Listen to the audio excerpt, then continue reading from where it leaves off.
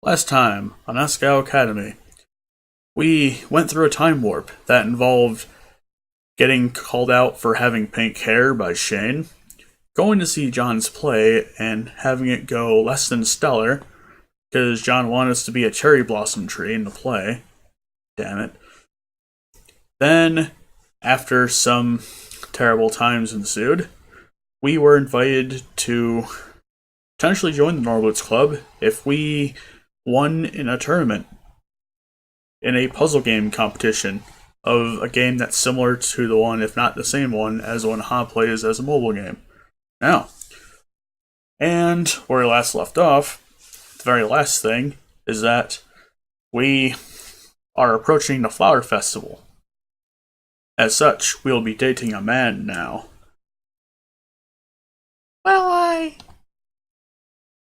And we have 6 choices. Pick John, the Master of Ack. Pick PBG, the soccer player. Pick Satch, who is the most powerful man in the universe. Pick Shane, who is a British asshole. Pick Paul, who is the politician of this school. And pick Jirard, who collects cats. For this run, I'm going to go with Jirard. I'm asking Jirard. Really? Really? Ah, that's so cute. Jirard's such a great guy. I'm sure you'll be happy with him. Am I? Well, go on. What? What? Uh-huh. Go on and get your man. Wait, you mean now? Yeah! Yeah! I'm not gonna yell it, obviously. Mai hit me on the back and practically shoved me towards the door. As I began to leave, my legs turning to jelly, small pink blobs filled my vision. What? Go! Mai was tossing cherry blossom petals over my head. Go get Senpai to notice you! Mai! Mai beamed at me. Yeah! No time to talk, Hana. This is gonna be your big day. You're a main character. Unless you messed up real badly, you'll definitely get a good answer. I've messed up a lot, though. Just go! With a final shove, I was out the door. Now, where would I find him? I found Jirard in a secluded section of campus, a large map and notepad sitting out in front of him. He seemed perfectly content, and I felt bad interrupting him. Instead, I hovered around him, firmly telling myself that I was not in the least bit procrastinating. After a time, he glanced up, and upon seeing me, set aside his notepad and map. Hey, Hana! Hey, Hana! What brings you here? I faltered. I couldn't just blurt it out, could I? What are you working on? This? Well, there's a convention coming up in a week. Rumor is you're supposed to have Princess Pumpernickel, so I made a map and marked the location of every stall that sold IBKs. This is the most efficient route to check each one. I whistled, staring at the lines and circles running across his notepad. That's really complicated. It's impressive. It's nothing really, just a habit. I nodded, then to my utter horror, the conversation stalled. Oh god. I stared at the notepad, trying desperately to appear very, very interested, mind racing to figure out a way to form the words I wanted. The tension was rising. It was getting awkward. I hadn't moved in 45 seconds. Jirard was staring at the ground, no doubt feeling my awkwardness. That was it. I botched it. I stretched upwards, staring at the sky. Well, that's all, so I'll just be going. Great job, Hana. Way to completely and utterly suck as usual. Damn it, Hana. I raised a trembling hand to Jirard, who looked up in alarm. Wait. Wait, Hana, before you go. I paused.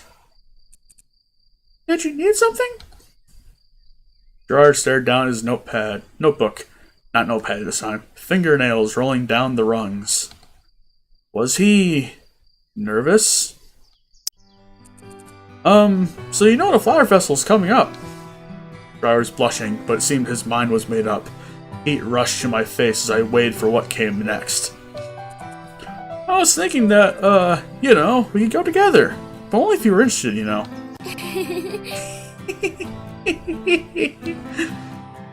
Jirard looked at me, eyes wide in alarm. He is scared. Oh god. I couldn't help it. I started laughing helplessly. Jirard cast his eyes to the ground again. Oh. Yeah, I guess not, huh? No, it's not that. I was gonna ask you myself, but I wasn't brave enough. Jirard looked at me questioningly, wind rustling a stray hair on top of his head. I can't see a stray hair. Then a slow smile spread across his face. Really? I don't have to say that. If it weren't for you, we'd both end up going to the festival alone.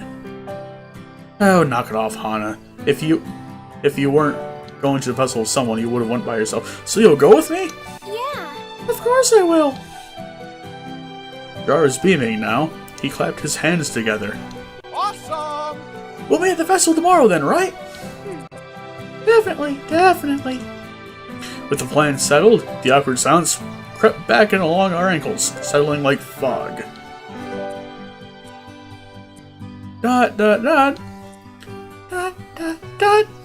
Take care. Oh well, I'll see you then. Right. I turned so rapidly I stumbled over my own feet. Hana, are you alright? I'm fine. Sorry, bye. I dashed away through the snow, internally screaming, awkward. But still, I had a date with Jirard, and he was the one who asked me. It seemed my feelings were reciprocated. ...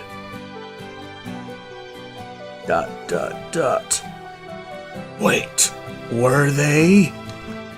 Oh no, Hana, don't doubt yourself now.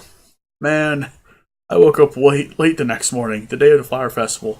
I was buzzing with anticipation, but because of that, it took me forever to wake up. Now it was almost noon, and I rubbed my eyes as I rose. Hana. Hey there, sleepyhead. Ugh. Good morning. You slept even later than I did. That's impressive, Hana. I sat up in bed, and something on the edge of my desk caught my eye. Hey. What's that? I don't know. Oh, that? A letter for you. Came in the mail this morning, so I just set it. I scrambled out of bed into my desk chair, ripping open the letter. What? Whoa, geez, calm down. It's not going anywhere. Turning away from her, I started to read. Aloud, because this is the narrator speaking now. Little Blossom, how have you been doing these past few weeks? I'm sorry I haven't found the time to write. Your pa's been working hard lately. I seem to go right to sleep when I get home. I know things are difficult for you here, and I hope that you're having a better time where you are now. It isn't the same without you here. I miss your cheeriness and watching TV with you, and most of all, your pink hair bobbing around the kitchen. Hana, I know you feel bad about the pressure this must be putting on me, but don't. I do this because I love you. There is nothing I want more in this world than your happiness. I miss you, Hana. Be strong. Your Papa. My hands trembled. Tears filled my eyes. I hadn't written to him since arriving in Asagao. As many times a day as he crossed my mind, I'd just been busy with other things. He must be worried sick, and from the sound of things, he was also depressed. I missed my father. I missed my home. I missed helping him. If I wasn't around to cook him breakfast, he almost never ate. He kept saying it was fine, but he was getting older, without Mom there to take care of him. Hana, are you alright? I wiped my eyes on my sleeve. Yeah, I'm fine. I miss my dad. I picked up a pencil and paper and began to write, trying hard to block out the tears. Eventually, Maya returned to her own work and let me be. Dad, I'm doing really great here. This has been the best change of my life. I have a best friend. I might join a club. I even have a date. You sacrificed so much to bring me here. I know I hardly gave you any choice with the way things were going. I was spoiled and ungrateful, but you always did whatever's necessary for me. Well, as self-deprecating as that is, at least she's thankful. I miss you so much, but thank you. I know this is a huge sacrifice. Please eat well and take care of yourself. Remember, 2 glasses of water in the morning and 1 before bed. And have breakfast. Scrambled eggs are easy to make. Draw a smiley face on them in ketchup, just like I would if I was there. I'll send my love through that, so make sure you do it. I miss you. And tell Mom happy birthday. Oh.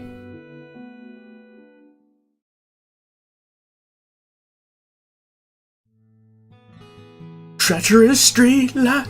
Wait, oh, they're not streetlights. I walked to the festival area alone, wary of students and strangers passing by of friends and family.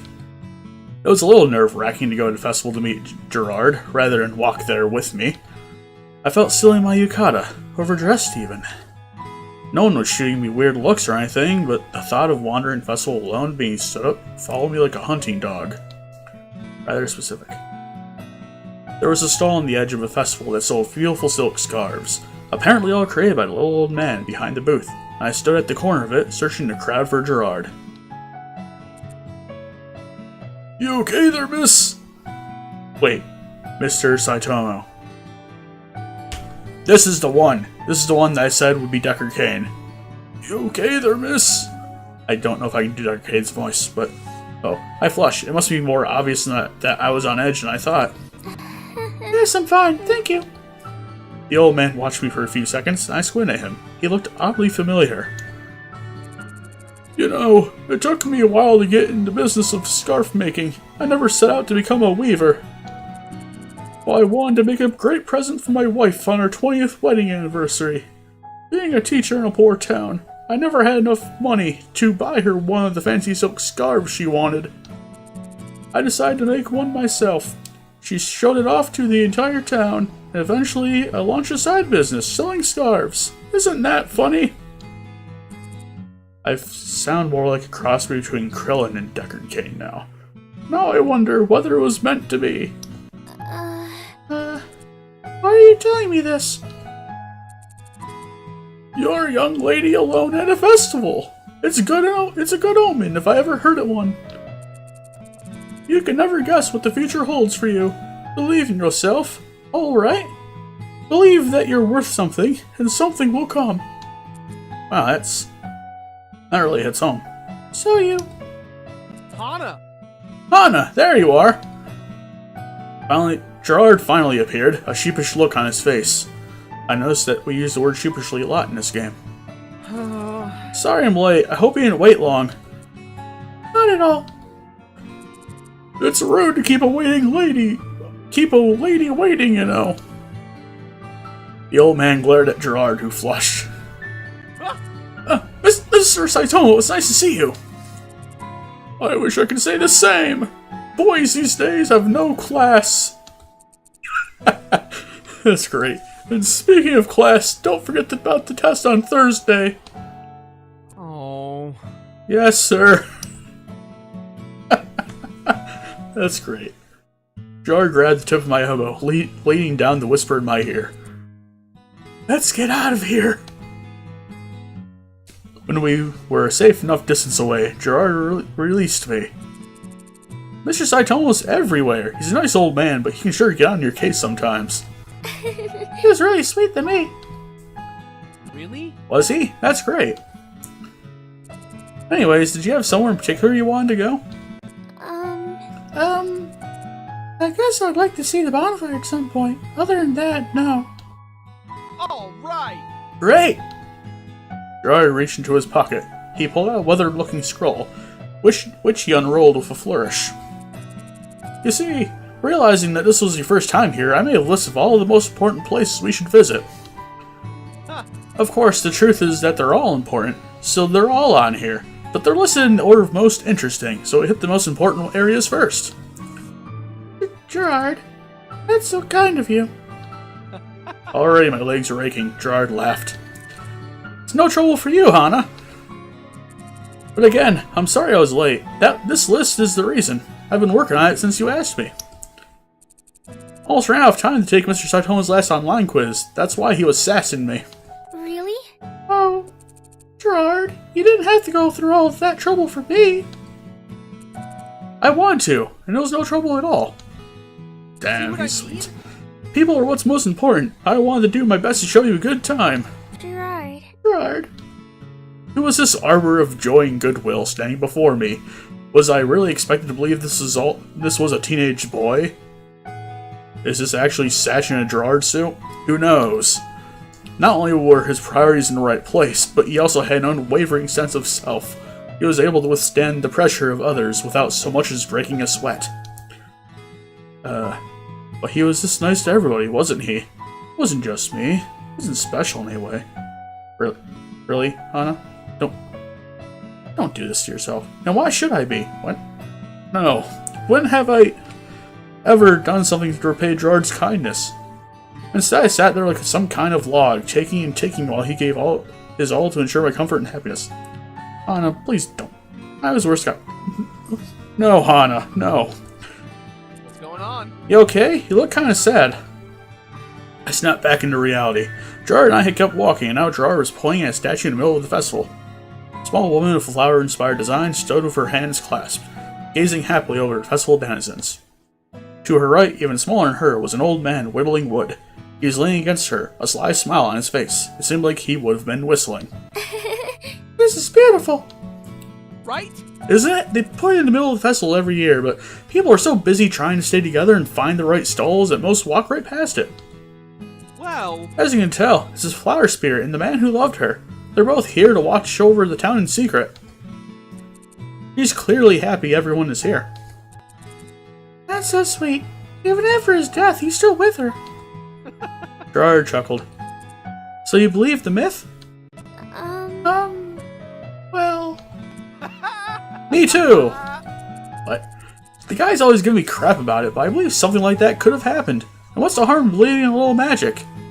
Well, you see, if you ever watched the movie Darkest Dungeons. Oh wait, that's a JonTron reference, never mind. Jirard winked at me. No, there is no way this was a teenage boy. He was a teenage man.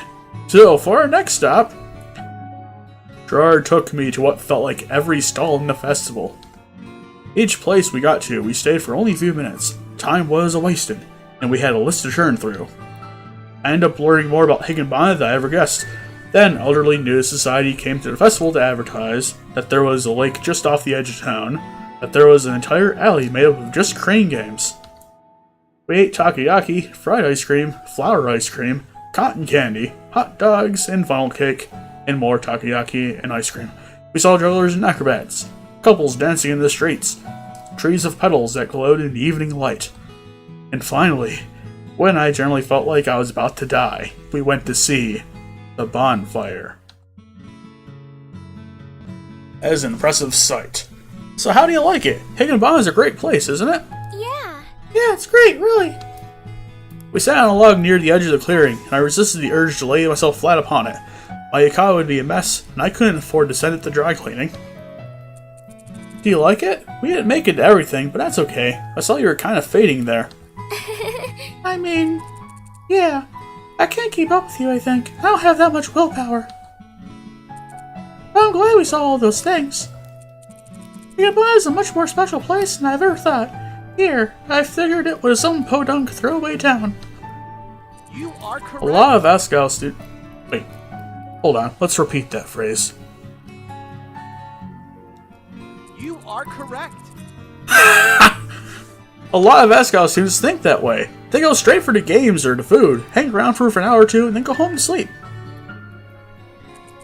There's all this build up to the festival, and they don't even take advantage of it. Why bother going if you don't make the most of it?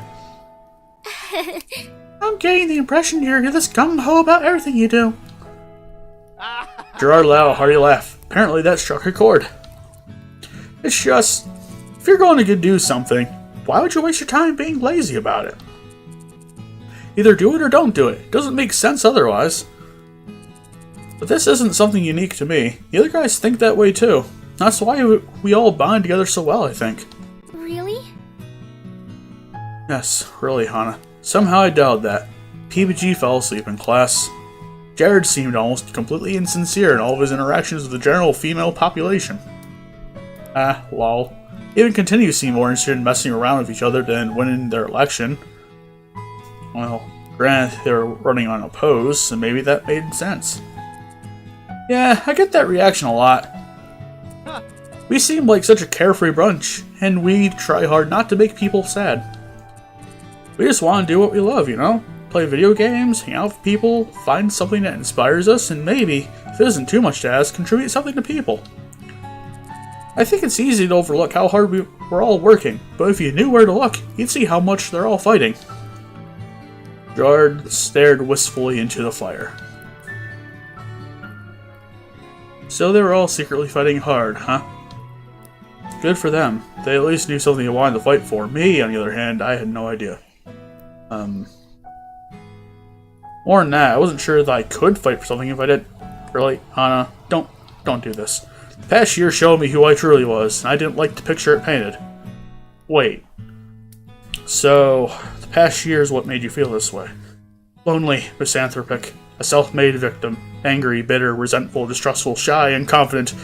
Ah! Scoundrel! Oh god. Okay. All these words flowed up in front of me, triggered by Jirard's words as if by a magic spell. Compared to these guys, I was totally out of my league. It was a wonder any of them wanted to spend time with me, with the kind of negative, boring person I had become. Seriously, Hana? Please don't do this to yourself. Before my last year in Amarisu, I was a cheerful girl, relatively outgoing, clever. And now? Well...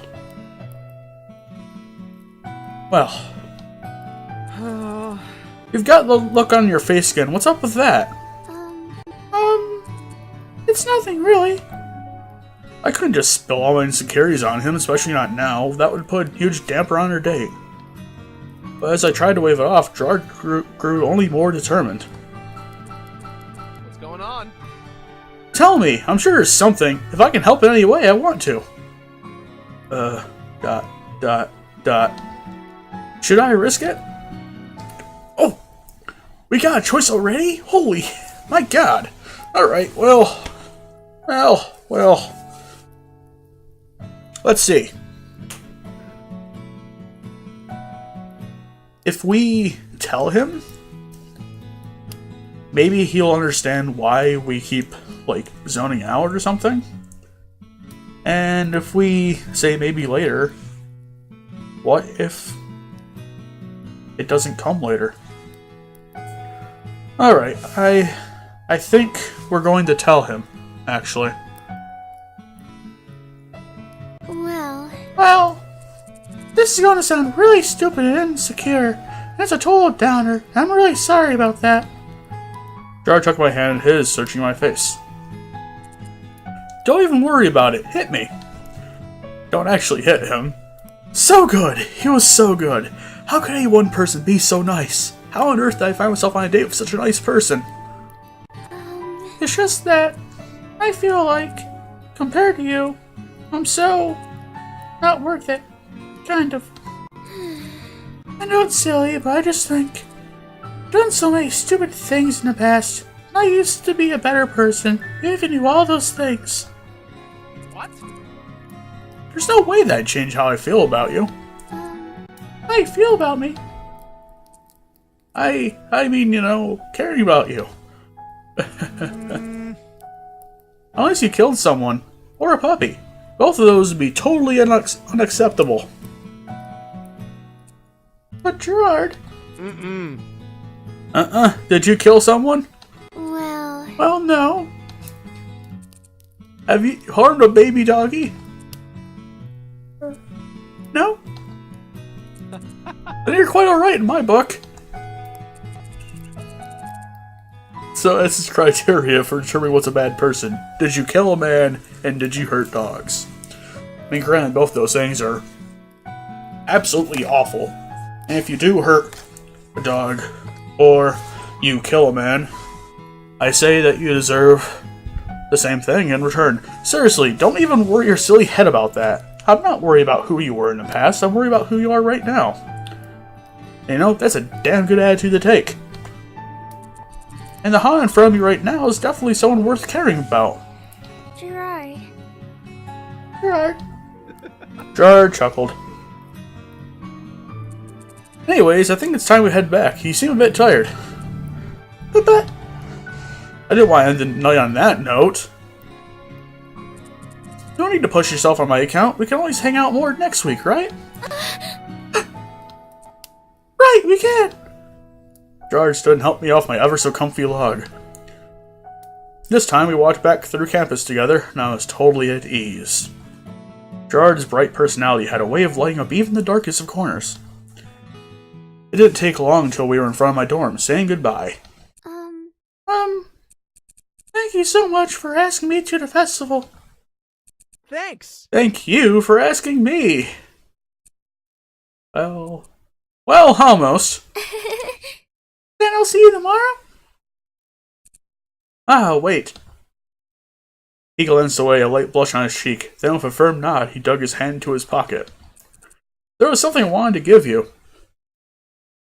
When I saw it, it just reminded me of you, so...